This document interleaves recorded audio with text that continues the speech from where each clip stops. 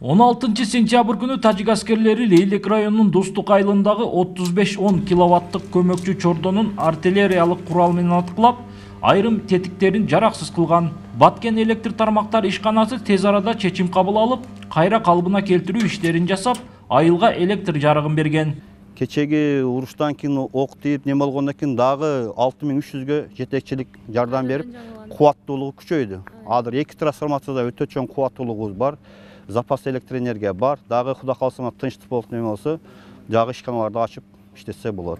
Белгилеп өтсөк, буга чейин Лейлек районунун айрым айылдарына электроэнергия Тажикстандан алынып турган. Өткөн жылдан баштап Лейлек районунун аймагына кошумча көмөкчү чордондор курулуп, райондун бардык айылдары көз карандысыз электр жарыгы менен камсыздалган.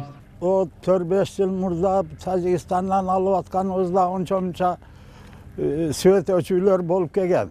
Бирок мына азыр мына тоо жактан свет келген, мындай көз карандысыз электроэнергия келген, ошого байланыштуу. Анан берде ушу электриктерибиздин жакшы иштегениге байланыштуу бизде азыр атырып жок. Шундай дейби? Сырыф жок, свет өчпөйт, постоянно светибиз бар. Чегарадагы электр түйүндөрүн калыбына келтирүү менен бирге Сүлүктүү шаарындагы жаңы конуштарды да үзгүлтүксүз сапаттуу электр энергиясы менен камсыз кылуу максатында Баткен электр тармактар ишканасы алгылыктуу жумуштарды жасап, эски талапка жооп бербеген мамыларды жаңылаган. Ушул айыл Дужаев көчөсүнө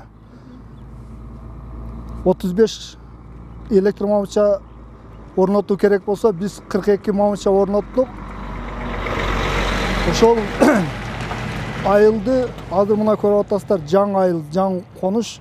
Ошого электр энергиясыны толук камсыз кылуу үчүн. Жылдан жылга калктын саны өсүп, алыскы аймактарда электр энергиясы көп талап кылынууда. Атап айтсак, Разаков шаарында мурда иштеп турган 6000 киловаттык көмөкчү чордонундагы трансформаторлордун кубаттуулугу калкты толук кандуу электр энергия менен камсыздоого жетпей калгандыктан 10.000 киловаттык трансформаторга алмаштырылган. Октябрь айында алмашып, азыр кубаттуулук азыркы күндө 10.000 киловольт амперге алмашылды. Бул дегенибиз Исфана шаарынын, Разаков шаарынын түндүк батыш тарабындагы 2 фидер чыгат бул жерде. Түндүк батыш тарабын жана дагы бир айыл өкмөт, Сумбул айыл өкмөттөрүн үзгүлтүксүз жана мындай надежный, кандай десек, ишеничтүү электр энергия менен камсыздап турат.